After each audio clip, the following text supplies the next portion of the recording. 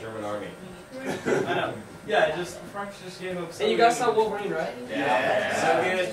So are you guys going to Star Trek on this Friday then? Yeah. Okay, let me give you guys a deal. These things are a little weird because it's camera in here. So that's why you guys are sitting on different places because I have to be videotaped. My parole officer wants proof that I actually work here, and I'm not just making it up. But I don't have permission slips for you guys to be videotaped, so you can't be in the scene. So that's true. Yeah. I'm going to give you the topic, and then we're going to go outside and chat, because I don't want to distract you. The camera and I.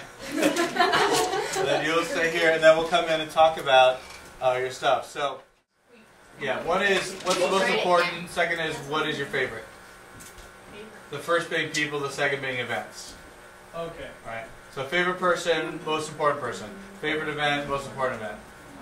Okay. And then we're going to talk about them, and we're going to remind each other about them. We're going to make the case that these are as important as other ones.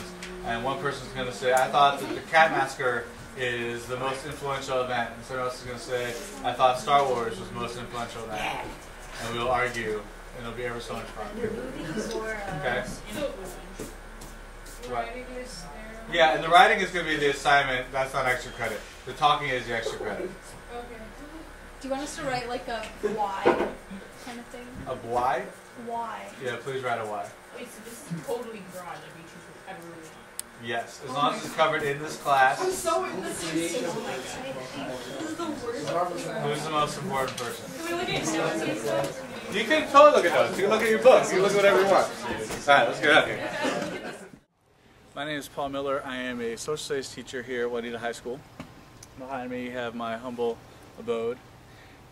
I'm out in the portable for a reason. I take great pride in being a little separate entity from the rest of the school. I tend to teach classes where kids really feel like they've done their time at Juanita, which is a fine school. I don't want to take anything away from it, but then they leave that to come into sort of a separate world where it's more of a history seminar.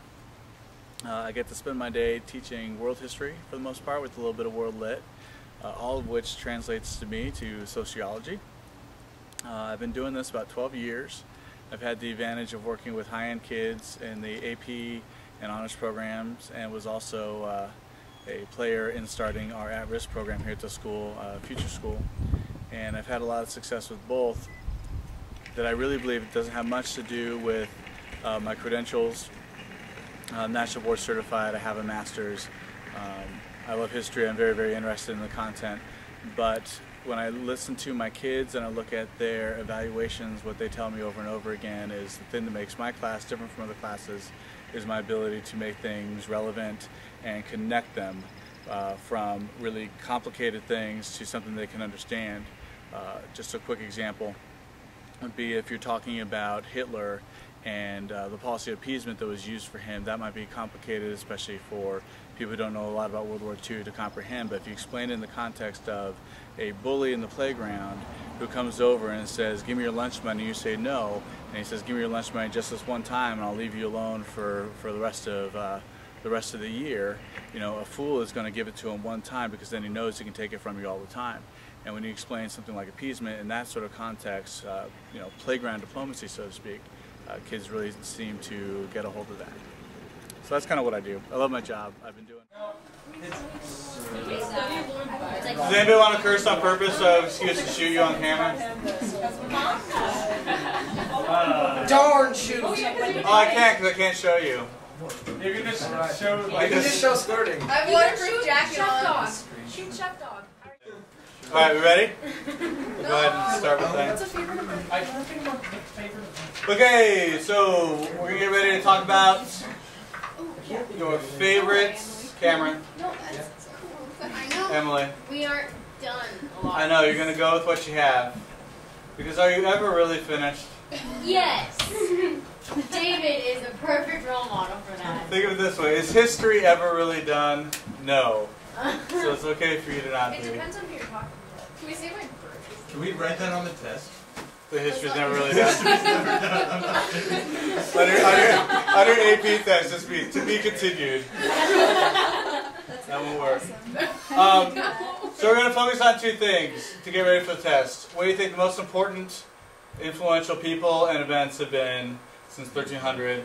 And then, because I don't think that the most influential events and people are necessarily the most entertaining, we're going to go with our favorites as well. So I will come down and I'll have my little thing to mark who gets their extra credit. And I'll sit a little higher than I normally do. So don't be, you know, a beard that I'm growing. Let me ask you this. Can you guys think of anything that is more obvious than if all the Russian men who previously had beards don't have them anymore? Like, is there any way to get around that? Is anybody not going to notice that? Do you think that people who don't even run into Peter the Great are going to recognize that something's up when all the men have no beards? Yeah. Okay. It's just a very, very effective, ubiquitous way for everybody to realize that things have changed and that the old ways just aren't going to work anymore. Does anybody have Peter the Great also, but maybe for different reasons? We've made the argument that Peter the Great is most like what superhero? Have we? We have. Yeah, I don't remember who it is. Iron Man. He makes good movies that aren't Iron Man. Batman. Batman. Can Okay, anybody tell Batman's me? made two good recent movies. Can anybody explain His why previous movie was really Laurel? Well, is it like I know he went to like other countries and disguised himself so that like he was two different people. His own country. Like Okay. No, he went around to other countries in Europe and disguised himself as like a peasant so that he could learn how they did learn stuff. how they. Oh, on his Okay. tour of So Europe. he's like the I don't. ninja That's just superhero. what I. So he built ships, and he pretended to be broke, and he was a rich guy who went and picked up all these other skills, and then brought them back home to improve the place where he lived, Yeah, much definitely, like people could say definitely Batman. Bruce Wayne did for Gotham City. But I don't know if you want to put that on the test. Is there anything out there that gives you guys a bigger love-hate than the Industrial Revolution? No. Like, I appreciate every single thing the Industrial Revolution has led to that I have in my life. I love my iPod. I love my TV. I love my refrigerator. But I really don't like wars, and I don't like slums, and I don't like sickness and disease, and I don't like 40% of the working class being trampled over by 3% of the ownership. And, that might be a really, really interesting question. Is there something out there that has such pronounced, obvious pros and cons as the Industrial Revolution? We're not going to talk about that now because I didn't ask you to. I don't think I can think of this. Other big events. And going with, oh, so now you're ready, Courtney. Is this most important or favorite? I'll let you run with it. Okay.